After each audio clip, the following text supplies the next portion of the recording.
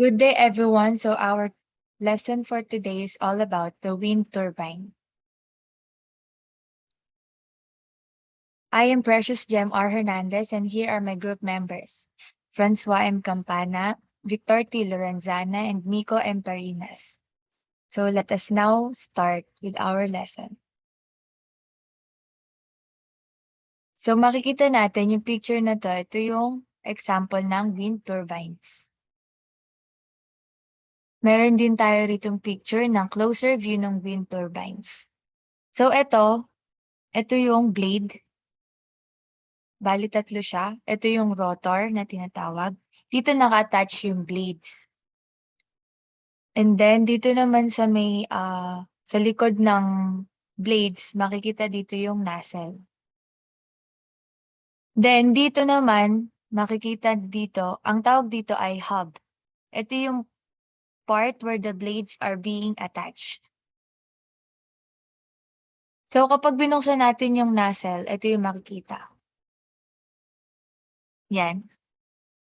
So dito, makikita nyo rito yung high-speed shaft. Tapos yung gearbox, yung low-speed shaft, and then lastly yung generator. Yung gearbox connected to sa low-speed shaft. Tapos, etong lahat na nasa nozzle nito, interconnected siya sa blades. So kapag gumana yung blades na to, it will cause the rotation of the following.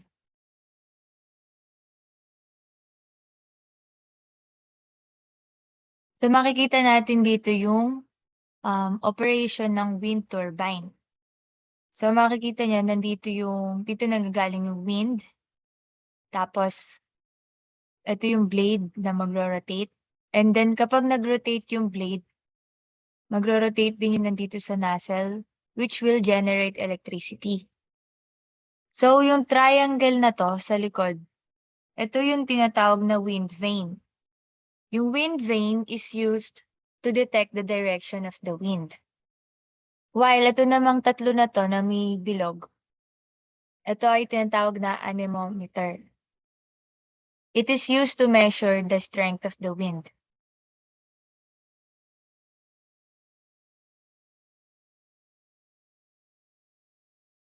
So basahin natin yung operating principle ng wind turbine. Wind turbine is a type of renewable energy that harnesses the power of wind to produce electricity. The basic idea is that wind turbines use rotor with attached blades to collect wind's potential and kinetic energy. Wind turns the blades, which spins a shaft that is connected to a generator, which result in generation of electricity. A large number of turbine is usually called wind farm.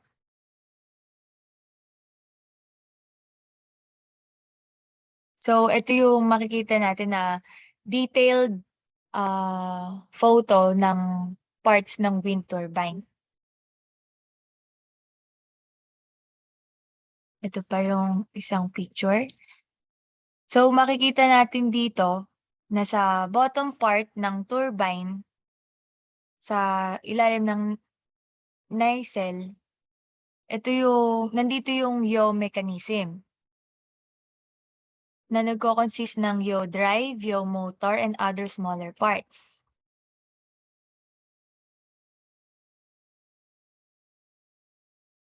Wind turbine parts and functions. So, ngayon, pag-uusapan naman natin yung different parts and functions ng wind turbine. So, let's start with the blade. The blade is the part that rotates due to the force it catches from the wind. It is connected to the low-speed shaft via hub. The low-speed shaft is connected to the gearbox and the gearbox to the generator. Once the blade rotates, it causes the rotation of generator, thereby generating electricity. Most wind turbine consist of 3 blades maximum efficiency. So makikita natin ulit dito na nandito yung blades na nakakonect sa may hub. And then sa may likod nito, nandito yung main shaft, gearbox, brake, tsaka high-speed shaft, and generator. So ito yung nasa likod na 'to na ito yung nasa loob ng nacelle.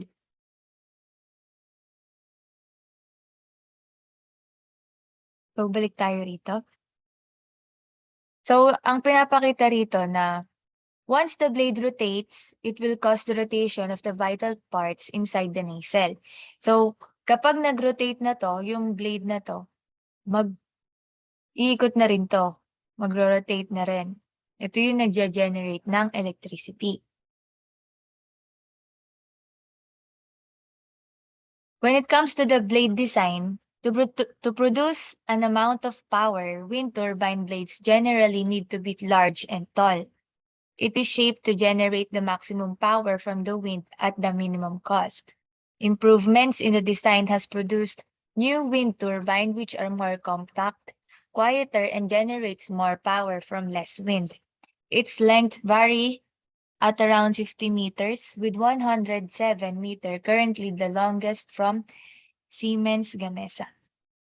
So ang sinasabi lang dito when it comes to the designs of the blades, the longer the better. Kasi kapag mas mahaba yung blades nung turbine, mas nakaka-capture to ng kinetic energy from the wind. And the other factor na we should consider sa design ng blade is yung cost. Kasi karamihan sa mga negosyante ngayon at talagang goal nila yung ma-attain nila yung maximum power, pero hindi gano'n masyado kalaki yung cost. Tas sinabi rin dito na yung longest wind turbine blade is from Siemens Gamesa. So ito yung itsura nung longest wind turbine blade.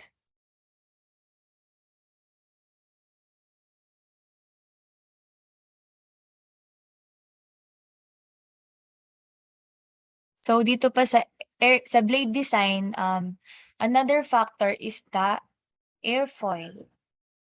So ano nga ba yung airfoil? Airfoils is the cross-sectional shape of the blades that determine its aerodynamics. They are key to blade design. This airfoil design allows the blade tips of a wind turbine to move faster than the wind is moving, thus generating more power and efficiencies. So dito naman makikita nyo naman na ito yung tinatawag na airfoil. Yung airfoil, ito yung cross-sectional cutout shape na nakikita natin dito sa blade. It plays a vital role in aerodynamics. Yung aerodynamics, ito yung behavior of the wind once it collides with a certain object. So, napaka-importante niya when it comes to blade design, yung airfoils. Kasi, sinabi nga rito na kapag nakaganito yung blade, mas nag-move siya ng mas mabilis.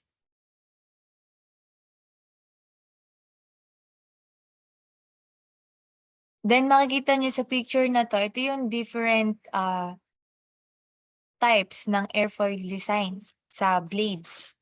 So kahit ano rito, applicable when it comes to the blade designs.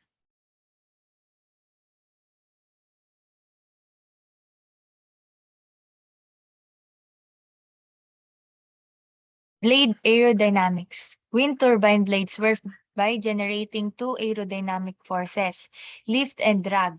This is due to wind and their airfoils. Lift force is perpendicular to the airflow and is in line with blade rotation. Drag force is in line with apparent wind direction, which is in opposition of the blade motion.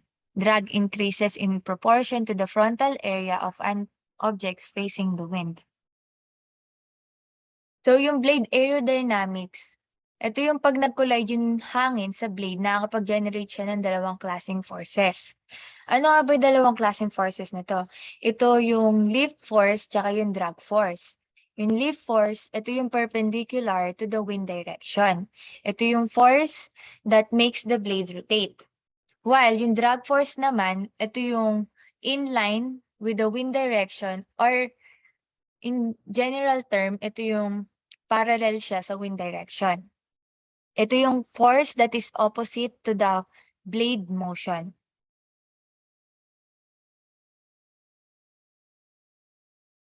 So in this figure, makikita natin yung formula ng lift and drag forces. So sa lift force, L is equal to C sub L times density times velocity squared times area of the blade divided by 2. So itong C sub L, ito yung coefficient of lift. Ito yung nade-determine siya sa lab.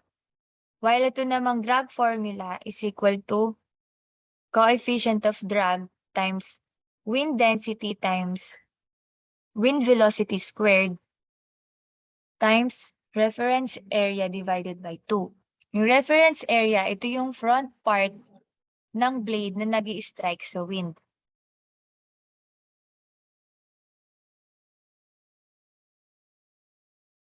So dito pa rin tayo sa blade aerodynamics. Another thing that the airfoil is able to bring is for the blade to attain difference in pressure on both sides.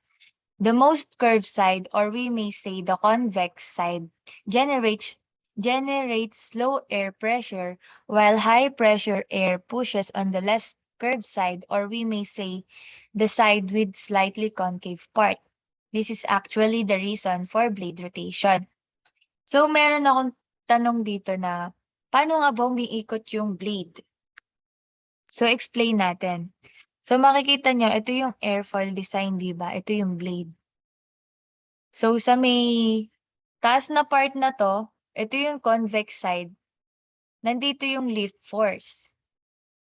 While dito sa may walang masyadong curve or the concave side, ito yung tinatawag na drag force. So dito sa may taas na to, which has more curve, meron ditong low pressure. While dito naman sa medyo straight na part, nandito yung meron ditong high pressure na nagaganap. So paano nga ba umiikot? Ano nga ba yung dahilan ng pag-ikot ng blade? So the answer is the difference in pressure is the reason why the blade rotates. Kasi yung wind, it blows from high to low pressure. Kaya it makes the blade rotates.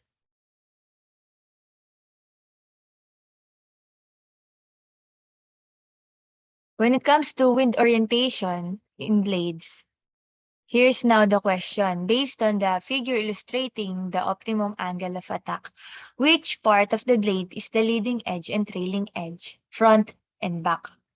So dito makikita natin, pinapakita rito yung angle of attack sa may blades. And then tinatanong din dito kung ano yung leading edge and trailing edge, tsaka yung front and back part na nasa blade. So yung answer dito, yung frontal part which has the less curve, ito yung front side ng blade. Kasi meron na nagpo-possess ng less curve side. Tapos, etong angle of attack na to, ito yung tilt ng blade in accordance to the wind direction to maximize the rotation. So makikita natin dito na, let us say nandito yung wind and then nakatilt dito yung blade. Ito yung angle of attack. So dito tatama yung wind habang ito yung blade magro-rotate.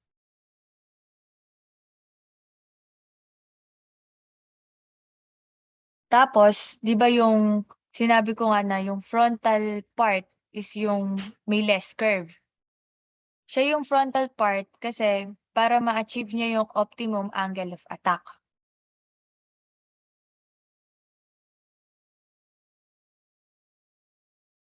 Another question we have is this: what will be the rotation of the blade?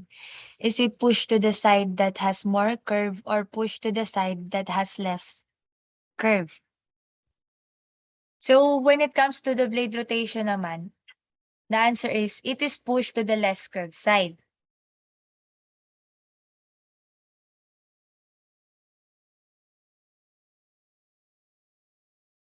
Yung wind orientation naman sa blade, makikita natin dito na the photo shows the front side and back side as well as the leading edge and the trailing edge of the blade.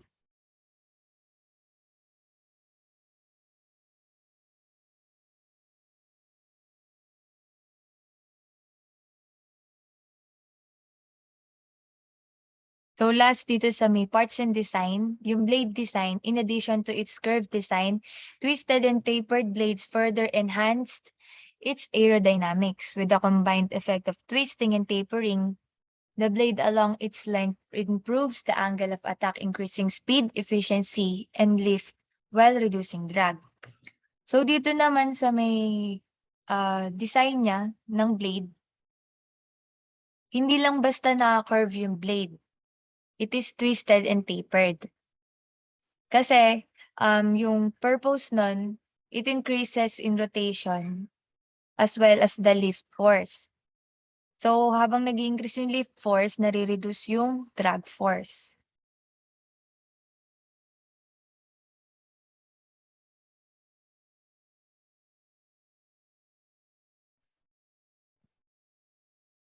Wind turbine. Here is now the question.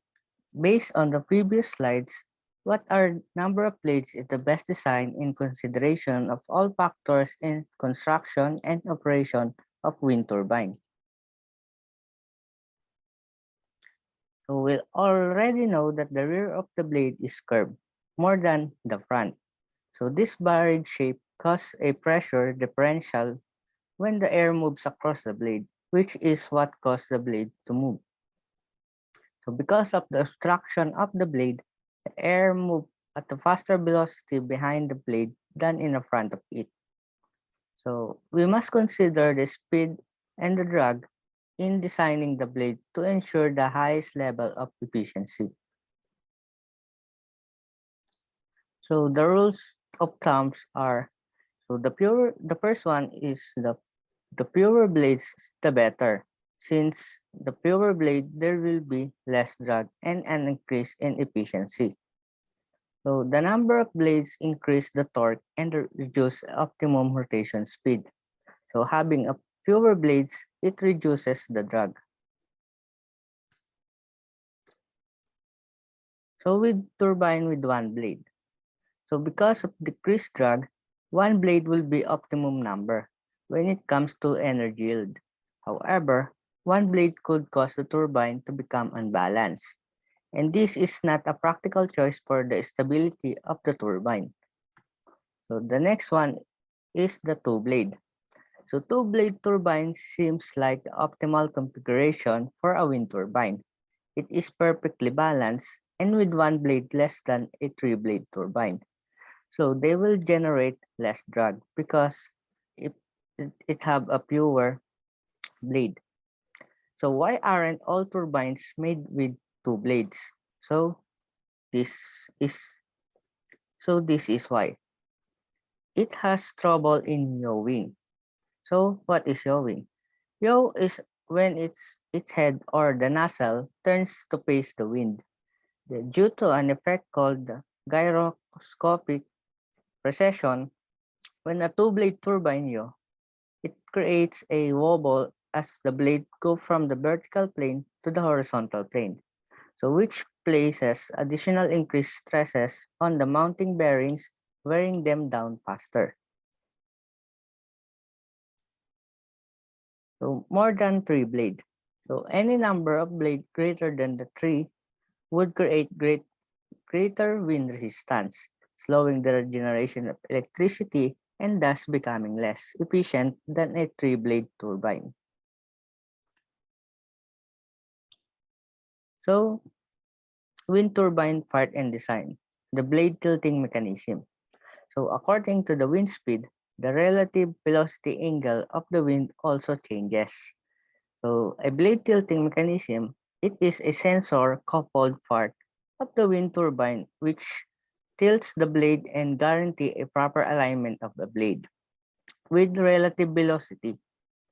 So that is position is always at the optimum angle of attack. So the nozzle. So the nozzle, it is the housing at the back of the blade, which contain the slow speed shaft, the gearbox, generator, and the other small part inside it. So what is the gearbox? So the gearbox, it is the component which convert the slow rotation of the blade into the faster speed. So this needed simply because the rotation of the blade generated from the force of the wind is usually not enough for a generator to achieve a grid quality voltage output. So most of the generators need to be turned at 1500 RPM for 50 Hz and 1800 RPM for 60 Hz. So in no way it feasible for a turbine blades to move that fast. So kailangan ng gearbox na nag-convert into a faster rotation. So the gearbox is common ratio is about 90 to 1 with the rate of 16.7 RPM in input and from the rotor to the output of 1500 RPM for the generator. So wind turbine, the alternative design. So that direct drive or gearless.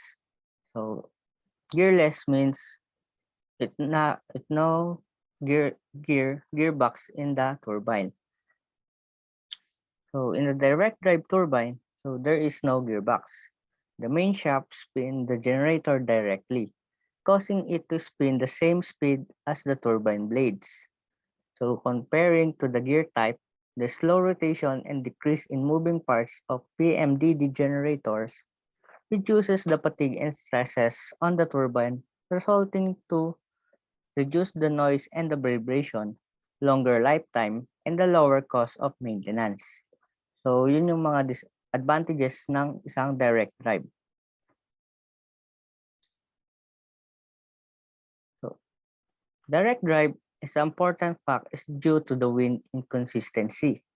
The gear type turbines often operate at a partial load. So the efficiency of the PMDD generator excels even in this condition because it continue working nearly to nominal values.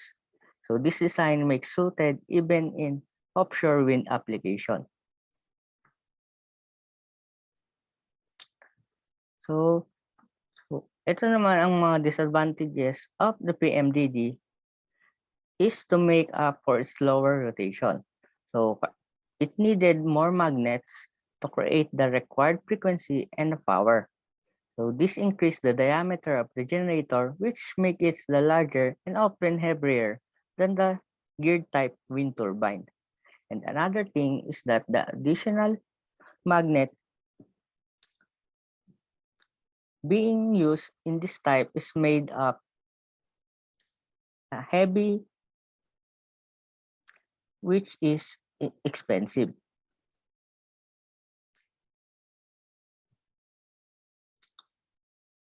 So the cost and the weight of the direct drive turbines have prevented it from presenting a major competition compared to the gearbox turbine until recently. But the expert claims that the direct drive eventually technology will become the dominant one. Why? Because the gearbox wind turbine is almost at its maximum efficiency point, while the PMDD is open while the PMDD generators have opened for more possibilities in improvement. Good day, this is Francois Campana and I'm going to discuss some parts of wind turbine and its functions. So, parts of wind turbine is the brake. The brake system in a wind turbine is a protective device coupled with sensors which automatically stops the rotation of the blades whenever it detects activities that could harm the system during operation. So yung brake, pagka na-detect niya na sobrang lakas yung hangin na ikasisira na ng turbine, it automatically stops the rotation, or it automatically shut down the unit. So, and kung yung ibang parts naman ng turbine hindi gumagana, it automatically shut down the system. So that's the function of brake in wind turbine. So next is the yaw system.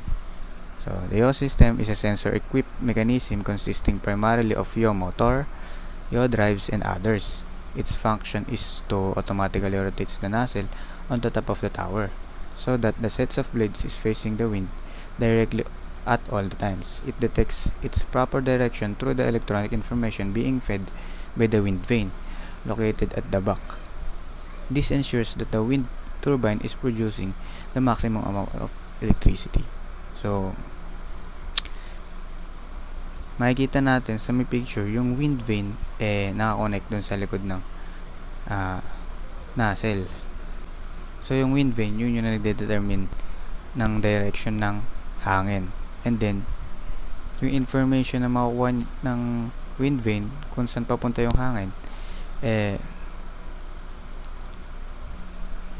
dediretso dun sa yaw drive, and then yung yaw drive, yun yung iikot papunta dun sa direction ng hangin.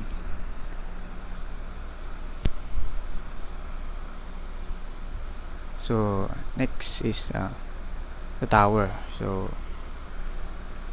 wind velocity increases at higher altitude. This means the taller the tower, the greater electricity it can produce. Majority of wind turbines are supported by conical tabular steel towers. So yung tower ng wind turbine conical shape, or it is like a shape of a cone. So yung diameter niya is, kapag nasa baba, mas malaki yung diameter niya, and then pag pataas naman, habang tumataas yung height, yung diameter decreases, and then yung height naman usually 75 to 110 meters or 250 to 370 feet, depending on the blade's diameter.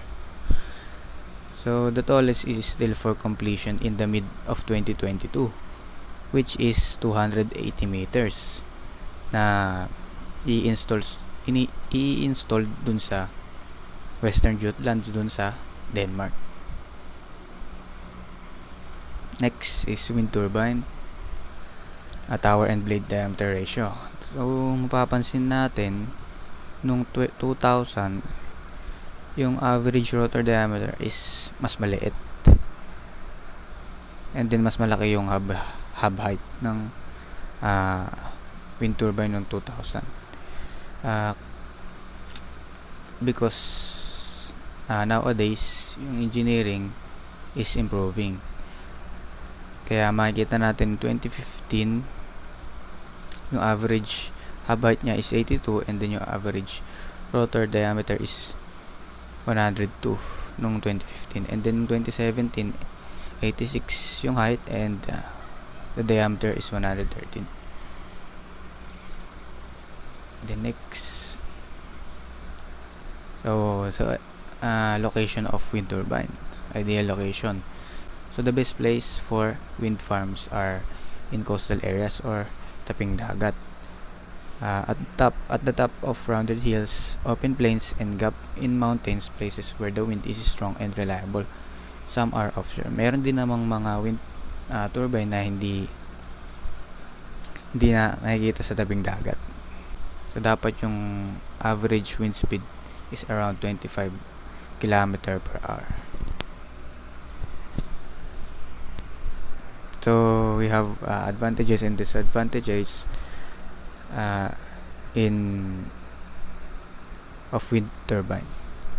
So advantages are wind is free. Wind farms need no fuel. Hindi naman kinakailangan ng fuel yung wind turbine. So it produces no waste or greenhouse gases. So hindi naman siya nag-i-emit ng carbon dioxide. So the land beneath can usually still be using for farming. Yun. Yung nasa baba ng turbine o yung land na kung saan itinayo pwede pa rin gamitin. So a good method of supplying energy to remote areas. So meron ditong disadvantages. So the wind is unpredictable, so hindi naman natin ma-detect kung may hangin ba o wala. Minsan walang hangin, minsan walang hangin. So it changes speed through the day and from season to season. So suitable areas for wind farms are often near the coastal area where land is expensive. So and then it can affect the television reception or nearby places. So kapag nakatira ka doon sa tabi ng malapit sa power plant, maapektuhan nito yung signal ng television. Next is largest wind farm. Makikita natin yung Gansu wind farm is the largest wind farm. So meron siyang capacity na 7,965 megawatts. So di pa to tapos. Yung plano hanggang 20,000 megawatts yung plano sa China. And makikita din natin dito yung iba-ibang wind turbine sa iba't ibang. So ito yung itsura ng Gansu wind farm sa China. And then Gansu wind farm. The Gansu wind farm project or Jikan wind power base is a group of large wind farms under construction in western Gansu province in China. So in 2008, construction began on a 750 kilovolt AC power line to carry electricity from the wind farm, and construction of wind farms themselves started in August 2009. So in November 2010, officials announced that the completion of the project first phase involving the installation of over 3,500 wind turbines with an installed capacity of approximately 5,160 megawatts. So it has an estimate cost of 120 billion Chinese yuan or $17.5 billion. So the project is being built by more than 20 developers. So kung ikukumpara natin sa Burgos Wind Farm sa Philippines, yung Burgos Wind Farm ay may capacity na 150 megawatts. And then kung ikukumpara man natin sa Gansu Wind Farm, kaya yung capacity na approximately 5,160 megawatts. And then yung number ng wind turbines dito sa Burgos Wind Farm is 50 wind turbines. And then sa Gansu Wind Farm naman merong 3,500 wind turbines.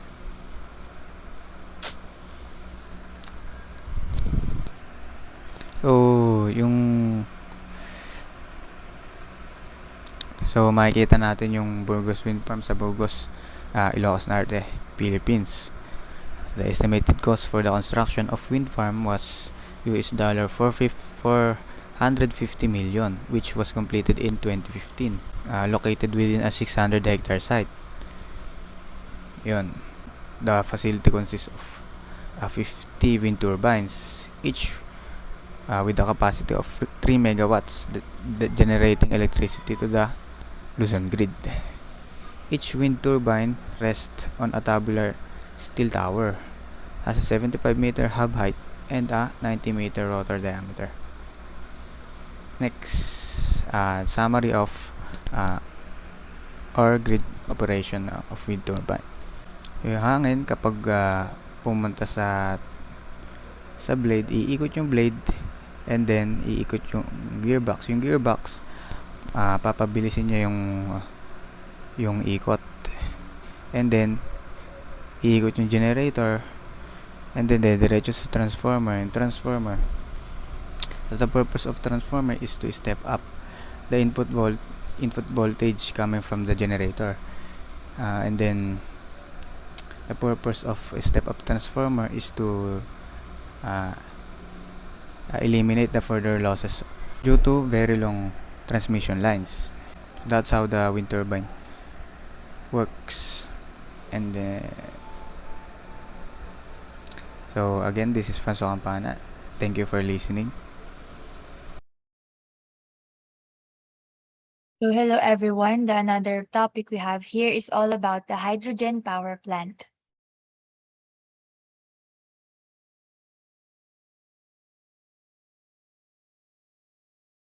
Let me introduce again to you my group members. Francois M. Campana, Victor T. Lorenzana, Miko M. Parinas, and I am Precious Gem R. Hernandez.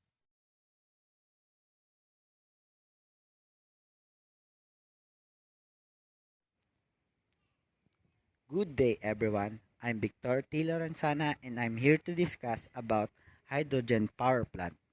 First, let us define what is hydrogen power plant. A hydrogen power plant is a concept designed for a new widespread source of electricity. Essentially, it is a facility which uses hydrogen to produce electrical energy. The working principle of a hydrogen power plant. Large tank of liquid hydrogen will fed into thousands of hydrogen fuel cells. These fuel cells are solid structures containing an electrolyte fluid and two terminals, much like batteries. The reactants flow into the cell. In this case, the hydrogen and oxygen, they intermingle with the electrolyte to produce an electrical charge and water as a byproduct. The water flows out another port while the electricity is siphoned off the terminals and held in a gigantic multi-tone batteries. The electricity resides in the batteries until it is needed, in which case it is when sent out through the local power grid just like any other types of power plants. Battery parts and their functions. First, electrolyte. Electrolyte is a chemical compound that conducts electricity by changing into ions when melted or dissolved into a solution. It can be liquid or paste-like substance. Example of this is an ammonium chloride, zinc chloride, potassium hydroxide, lithium, tin, phosphorus sulfide, and sulfuric acid. The second one is anode. Anode is a negative or reducing electrode that release electron to the external circuit and oxidize during the electrochemical reaction. Example of this is zinc, metallic lithium, and lead. Cathode is the positive or oxidizing electrode that acquires electron from external circuit and is reduced during the electrochemical reaction. Example of cathode is manganese dioxide, lead dioxide, and copper. This is the battery schematic diagram. Makikita natin yung mga kung paano nag-work yung isang battery. At first, ano muna natin yung mga parts niya. Itong stripe na to, siya yung electrolyte solution. Can be an ammonium chloride, zinc chloride, tin, and etc. Itong kulay green na part na to is the anode, which is the negative part. And this kulay orange na to is the cathode, which is the positive side. Yung anode na yan and electrolyte ay magkakaroon ng reaction which will produce many electron. At yung electron na yon, yun yung tinatawag na free electron. At itong cathode naman, ang reaction niya sa electrolyte solution is mag-produce ng mga positive ions. Yung mga positive ions na yan, siya yung mapupuntahan ng mga free electrons na yon. Kaya, ang mangyayari niyan is yung mga excess free electrons ay magpo-flow dito sa wire na nagko-connect sa anode sa cathode, and yung electron magpo-flow dito sa may part ng cathode, and yung mga positive ions niyan, siya yung mag-a-accept ng mga electron na yon, and dyan nangyayari yung pag-function ng battery. Battery, how it works. There are couple of chemical reaction within the battery at the anode.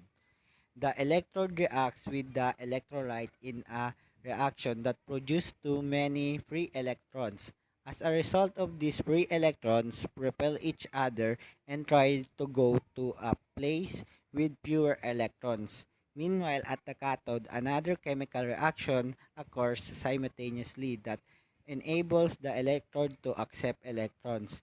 In a battery, the only place to go is the cathode, but the separator keeps the electrons from going straight from the anode to the cathode within the battery.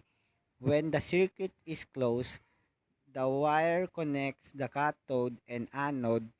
The electrons will be able to get to the cathode. Ito yung mga chemical reaction in a zinc battery. Ayan, anode, zinc, cathode, manganese, dioxide, yung cathode. And electrolyte is ammonium chloride. Yan yung nangyayari sa isang zinc carbon battery. Madaming type of battery. At ito yung example nito. Makikita nyo kung paano nagkakaroon ng reaction dyan at kung ano yung mga chemical na napoproduce. Battery schematic diagram. Ito yung schematic diagram ng isang hydrogen battery.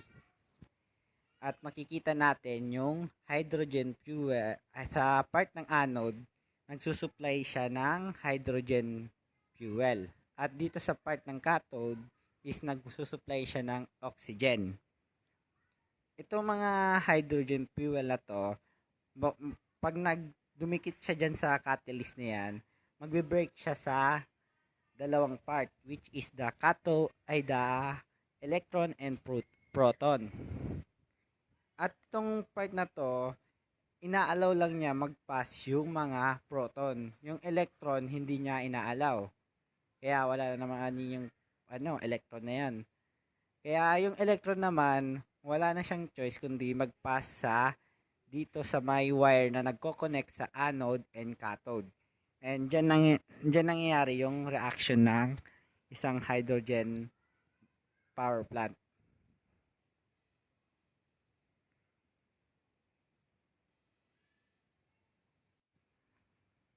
How fuel cell vehicle works. Drive 265 miles on all electric power generated by hydrogen fuel cell. Refuel in 5 to 10 minutes just like normal car. The only thing coming out of the toll pipe is water. The first one is hydrogen. Hydrogen is pumped into the cell through a flow plate. The second one is anode hydrogen molecule split. At the anode, the point where the electrons flow out of the device, a platinum catalyst split hydrogen molecules into positive hydrogen ions and negatively charged electrons. PEM, polymer electrolyte membrane. The PEM or the polymer electrolyte membrane only allows the positive charged hydrogen ions to pass, forcing the negative electrons along the external circuit. This something like diverting water from a river to power a water wheel. Fourth, electricity. The separated electrons are diverted along the external circuit, creating an electrical current. Fifth, oxygen. Oxygen. Outside the oxygen is the pump into the cell throughout a flow plate. 6.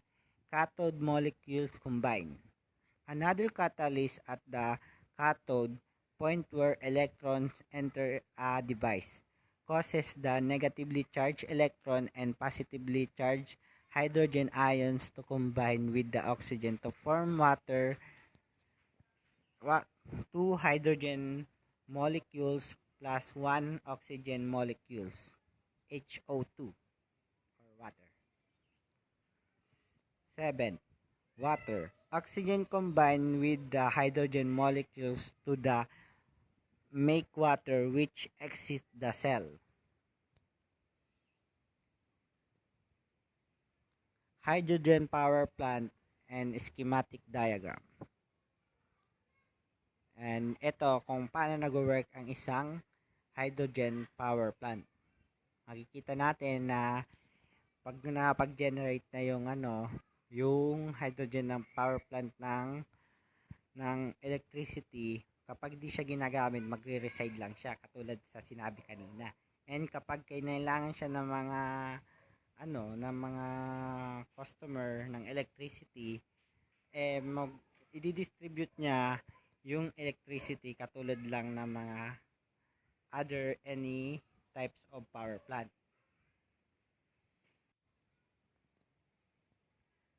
Why explore it? Fuel cell have several benefits over conventional combustion-based technology currently used in many power plants and passenger vehicles.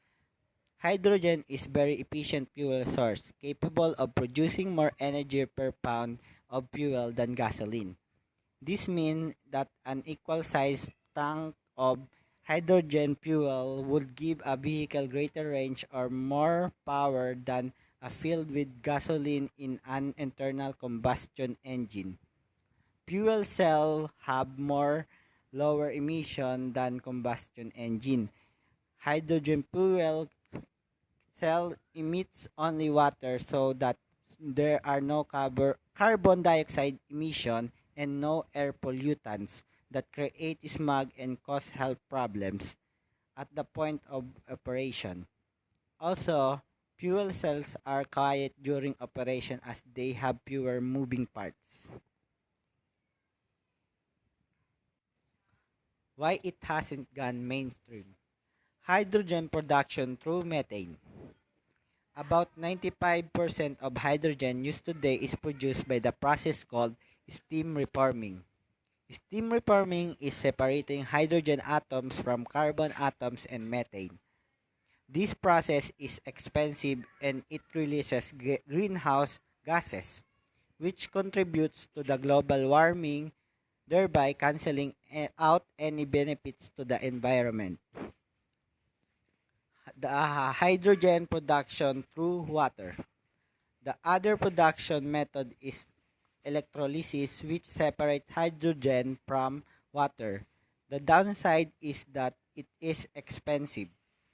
For the hydrogen to reach its full potential as energy source, scientists need to figure out a way to produce it inexpensively from clean renewable source. Cost. The cost of fuel can be high given the use of platinum as one of the largest component materials. However, there is work underway to find non-platinum catalyst approaches. Hydrogen storage. Scientists are still struggling with the challenge of how to store hydrogen because it has a low energy density. hydrogen needs to keep under strong compression to be a viable fuel source, necessitating strong tanks and heavy-duty fuel lines as the currently no mainstream system of storage and distribution for hydrogen fuel. This is a major practical disadvantage. Hydrogen leak. Hydrogen leakage can occur during many steps of production and use.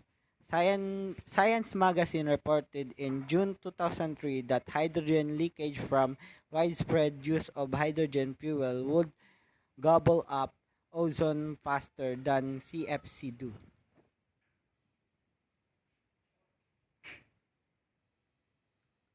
Latest development. Long Ride Energy Generation Project. Touch as a first of its kind of power plant in the United States, the Long Ride Energy Generation Project of a 485 megawatts facility being equipped to run on a mix of natural gas and carbon-free hydrogen is nearing completion at the site of a former aluminum smelter on the banks of the Ohio River. The facility first will burn fuel blend that it includes 5% hydrogen in a General Electric Corporation H-class gas turbine. The power plant is intended transition to 100% green hydrogen over the next decade by relying increasingly on renewable energy to power electrolysis machine that split water into its hydrogen and oxygen elements. Siemens Energy. Construction begin on a world largest green hydrogen power plant, part of a unique base load solar project.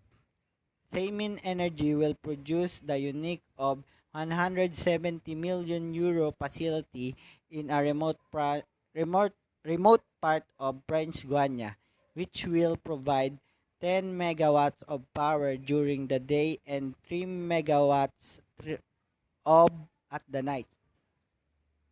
A unique base load of renewable energy that combines the world's largest hydrogen power plant with a 16 megawatts machine of electrolysis of water, a 3 million megawatts fuel cell, and 55 megawatts of solar panels and 20 megawatts and to 38 megawatts of battery has begun construction in French Guiana.